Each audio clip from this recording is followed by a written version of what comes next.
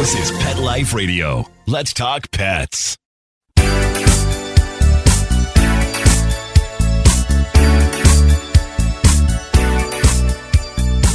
Hello, you're listening to Animal Party on Pet Life Radio with me, Deb Wolfe. It's always me, Deborah Wolfe. Yep, Deb Wolfe Pet Expert on Facebook, Deb Wolfe Pet Expert on YouTube. If you want to see me in action with dogs, or you want to see me train a dog to find the car, which is a very good thing, by the way. You should always train your dogs to find the car so you don't get lost. And then you put them on the leash and they save you. They rescue you. They take you out of the forest. They find your car, even in a crowded parking lot. It's amazing. They just find your car. So you can do that.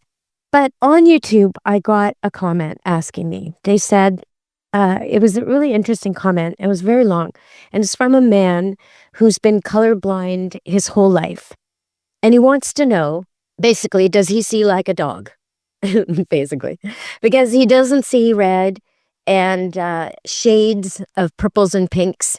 And he mostly thinks he sees in black and white. Now, mostly thinks he sees in black and white is kind of a weird thing, because if he's never seen color, how would he know that other people are seeing it differently? And this is something I've often thought about, because dogs and cats have breed recognition, even when they can't smell. So when you do an experiment where they can see each other, but they can't smell each other, they will demonstrate breed recognition.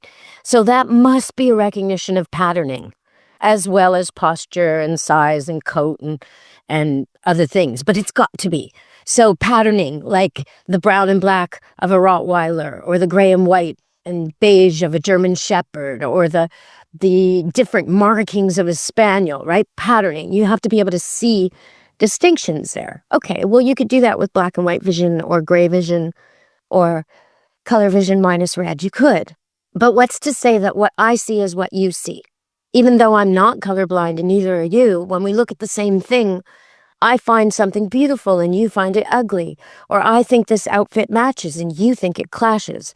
Or you're from a different culture, so your eye likes certain colors together that mine doesn't, because I'm from over here in Canada and I'm not used to some of these puce and maroons and browns and oranges that I see people from places like India wear all the time. The saffron and the mustards, I would never wear those clothes, but they do, and they look great in them.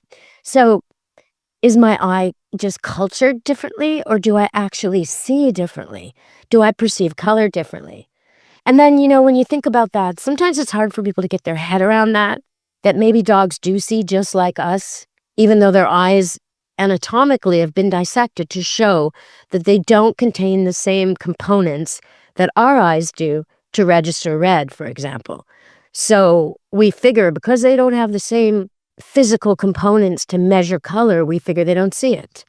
But is their brain able to compensate? I mean, clearly they can see blood. They can react to blood, which is red. So what is it? Is it always the smell? Well, in experiments, they've isolated so scent can't factor in.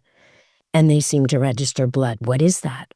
Do they have something we don't that registers that? The way fish underwater see ultraviolet and see colors we don't see, right? I mean, there could be something like that. But the way I try to explain it also is in terms of sound, right? Maybe you think all people who have normal vision, so people who are not colorblind, see color the same. And then dogs, well, they see color the same, which is not to see it at all. Maybe you think that. But then you have to think about hearing. If we all have the same kind of hearing, all of us, why is it that some people love opera and some people can't stand it? Why is it some people love jazz and some people think it's a racket?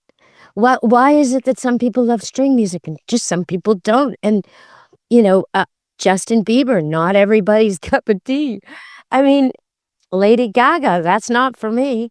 So Ariana Grande, yes, please, right? Everybody's got their own likes and dislikes musically, and you know yours. And it's certainly not the same as the person next to you. Sometimes husband and wife can't agree.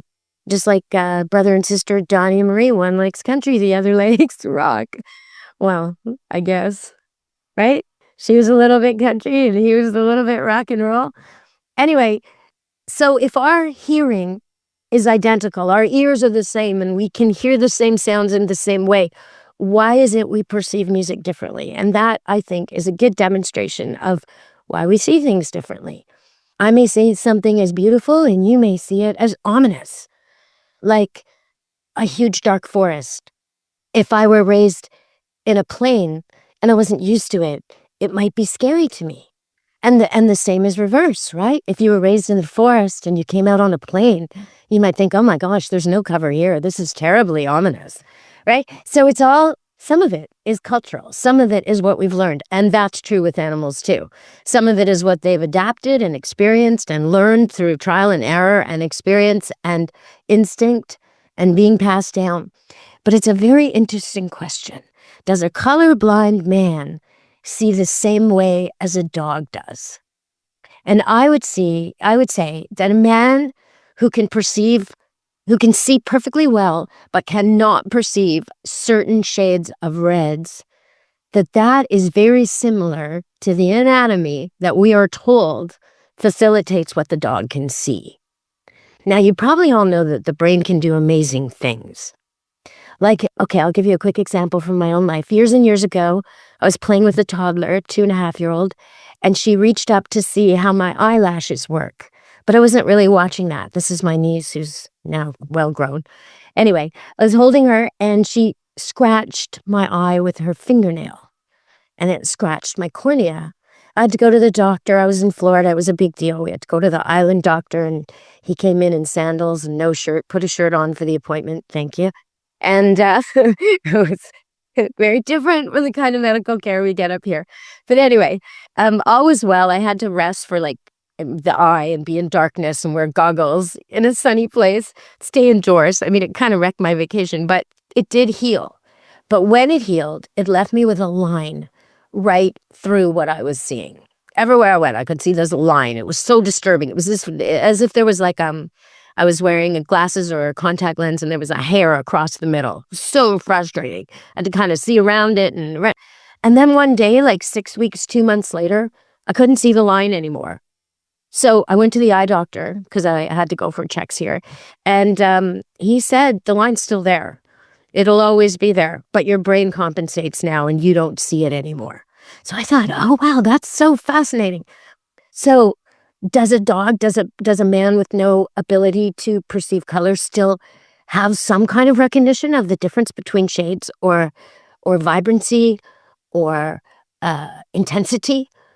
Is there something different about red? I mean, this letter described how can't match his own clothes and he has to have a salesperson always help him because otherwise he'd walk away with stuff that's just horrendous to everyone else. And but does he see something? Does his brain able to do that? And our dog's brain's able to perceive some kind of difference between red and the other colors and green and the other colors without the same anatomy as we have? It's a big question for me. So we're going to think on that and go to break and come back and talk about a warning about a very common dog drug. Stay tuned on Animal Party Pet Life Radio. Take a bite out of your competition. Advertise your business with an ad in Pet Life Radio podcasts and radio shows. There is no other pet-related media that is as large and reaches more pet parents and pet lovers than Pet Life Radio. With over 7 million monthly listeners, Pet Life Radio podcasts are available on all major podcast platforms. And our live radio stream goes out to over 250 million subscribers on iHeartRadio, Odyssey, TuneIn, and other streaming apps. For more information on how you can advertise on the #1 pet podcast and radio network, visit PetLifeRadio.com/advertise today. Let's Talk Pets on PetLifeRadio.com.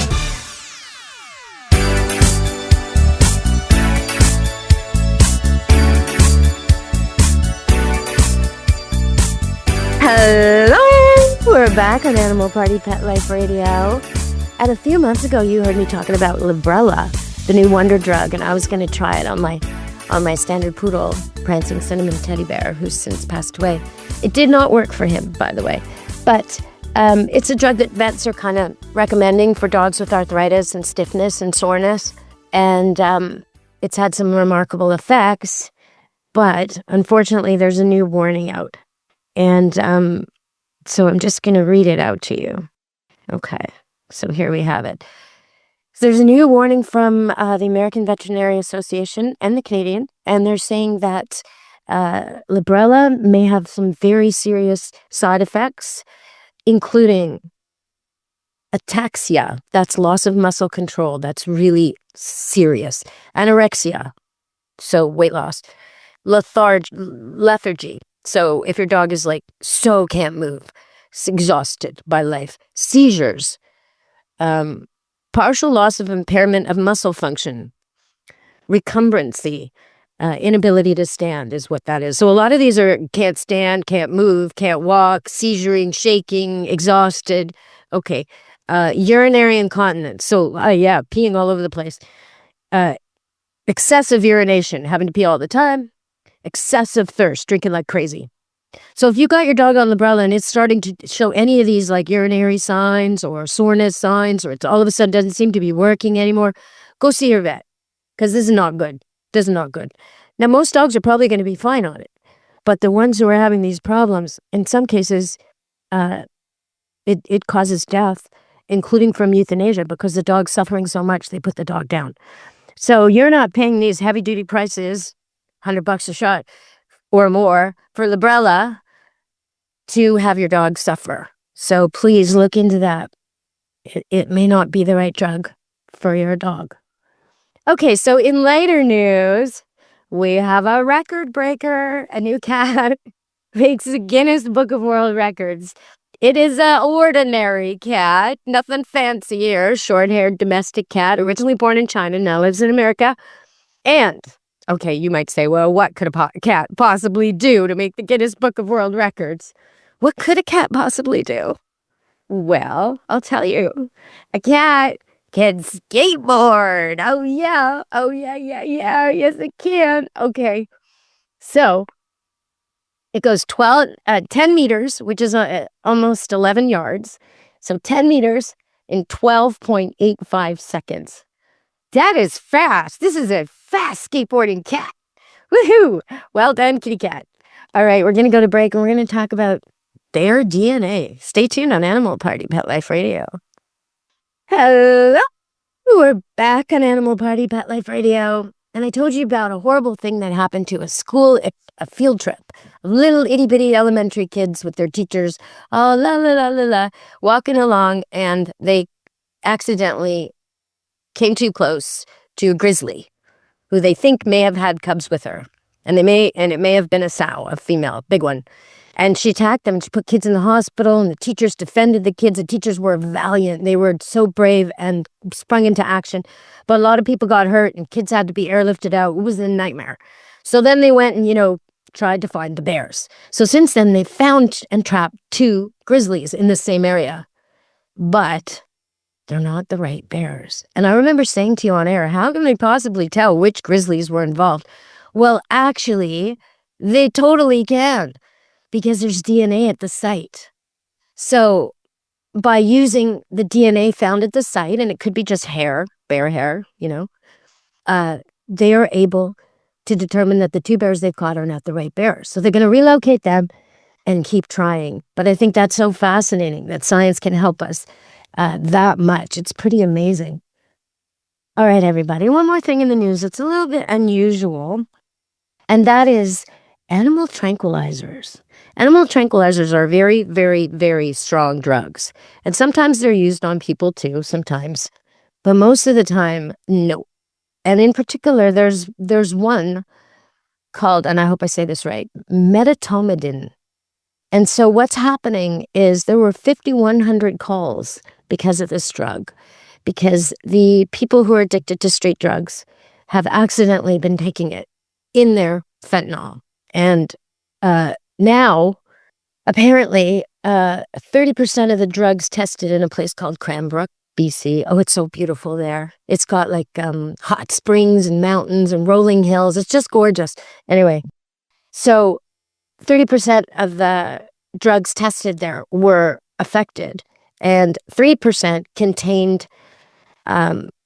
contained medetomidine, which they say is stronger than xylazine.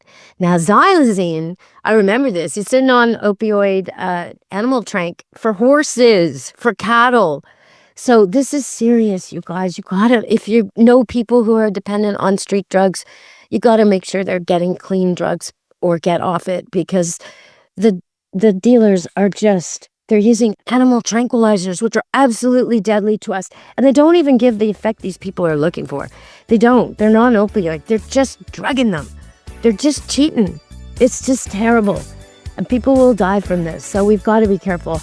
I know these drugs work well when an animal has surgery and the animal's a gigantic animal, way bigger than a human, and it's well controlled and monitored. But this is not cool. We've got to be careful. All right, we're going to go to break and come back with a little dog training on Animal Party Pet Life Radio. Stay tuned. Real people, real stories. Our little dog developed this lymph problem. The chemotherapy lasted for 6 months, started developing more lymph nodes. So I thought I'd just try carnivore. The lymph nodes started to go down. Then I took him into the vet to have him checked out, and there was no signs at all inside. My cat had issues that developed in his eye, and 3 months later, my veterinarian said, let's go ahead and remove the eye. I heard the carnivore advertising, so I said, you know what? I'm going to order this product. They did the procedure. They did all the tests, and they said, I don't know what you did. This product saved his eye. I've got a Labrador who could hardly lift herself up off the floor. The treatment was chemotherapy. That's when I said, this could be the ticket. About 3 weeks, you could tell. She was very alert. She was going on a 5-mile walk. She is just like prime again. Call 866-836-8735. That's 866-836-8735. Or visit carnivore.com. That's carnivora.com. Use promo code PETLIFE at checkout for 15% off your order at carnivora.com. Let's talk pets. Let's talk pets On Pet Life Radio. Pet Life Radio. PetLifeRadio.com.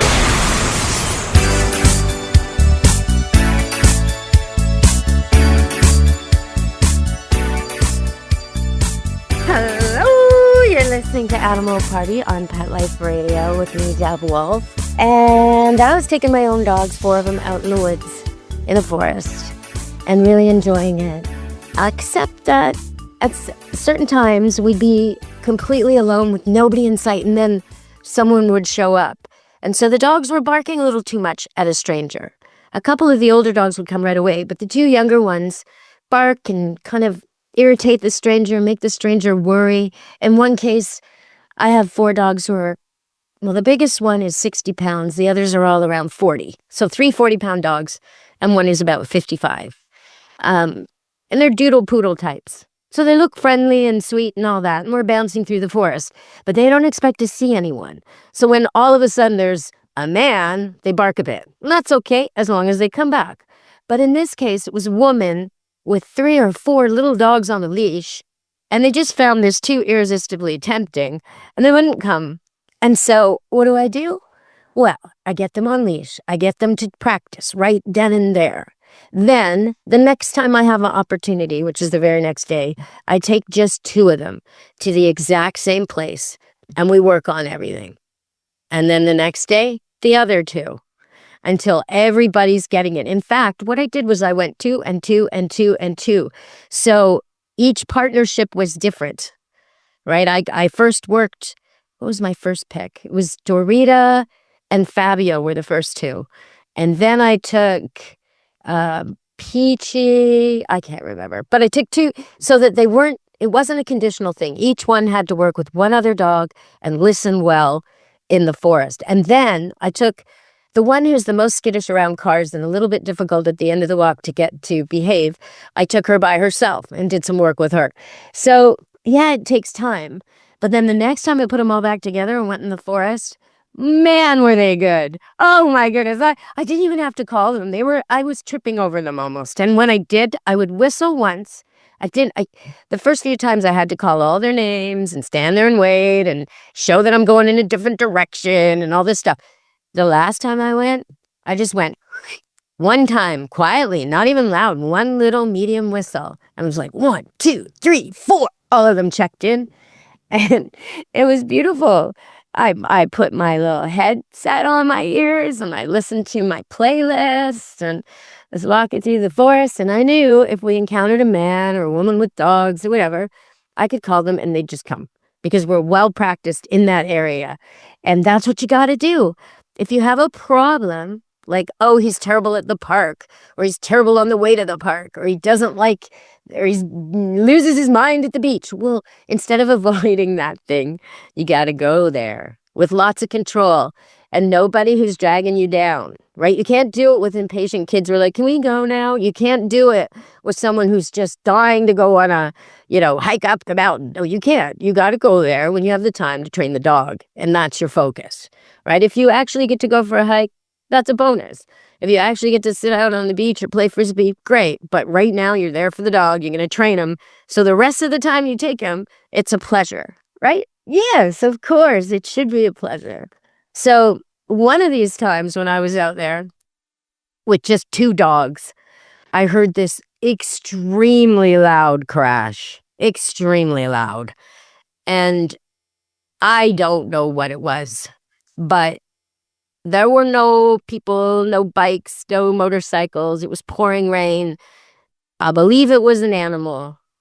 I don't know many animals that can make that loud a sound. The thing is, though, usually when you hear a bear, you don't just hear one sound because they're not really trying to be quiet. Bears don't care. They just smash, smash, smash, smash through the forest.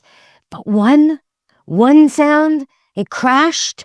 Well, mountain lions never crash. They're very stealth. So it's probably a bear and it's probably not moving and it's probably watching us and it was probably there for a while. And as soon as we heard that noise, the 2 dogs I was with, which I think were Dorita and, it was Dorita and Polka, my 2 older girls. They're 5 and 4, I believe, and a half, something like that. Anyway, they're both spayed females and they're really good dogs. One's a poodle and one's a doodle. And instead of doing what they usually do when they hear a noise in the woods, which is go seek it out or get all excited or prick their ears up, they both immediately tucked their tails in tight. And one was on my right and one was on my left, and I could feel them against my legs. They were like, let's get out of here. And instead of being loud like I normally would to try and scare off a bear, we just quietly got out of there. I trusted their judgment on this, and we got out of there. We just left. We were gone. No fuss, no muss, no running. We just got out of there. So after doing the show last time when we talked about bears, I realized that I'm as guilty as anyone else of thinking that I'll be fine with animals because I love them. And so I actually instead brought bear spray with me for the first time in years. And so when I encountered this bear, I actually had bear spray with me just in case. I highly recommend it because normally something like that would really, really be terrifying. But it wasn't because I knew if push came to shove, and hopefully I wouldn't have to, but if you ever do need to use bear spray, you're supposed to spray it on the ground ahead of you because it goes up. So you don't spray it at the bear's face. You spray it at the ground in front of his feet, and it will rise up into his face. And you don't run from a bear. You back up, looking big and strong and tall and loud. All right, most of you aren't going to encounter bears, but you might encounter cats and dogs, and that's what this show's usually about. And next week I'll be talking more. Well, actually, I'm going to tell you about a question we had. Someone asked, if all wild animals are afraid of fire, why do pet cats burn themselves on candles? And why do some dogs love to sit by the fire? So I asked that question to Professor Dr. Stanley Coren, and he gave me an answer. And I'll be telling you about that answer on our next show on Animal Party, Pet Life Radio. All right, everybody, from me, Deb Wolfe, and Animal Party, Pet Life Radio, ciao, meow. Be good to your animals. Let's Talk Pets, every week on demand, only on PetLifeRadio.com.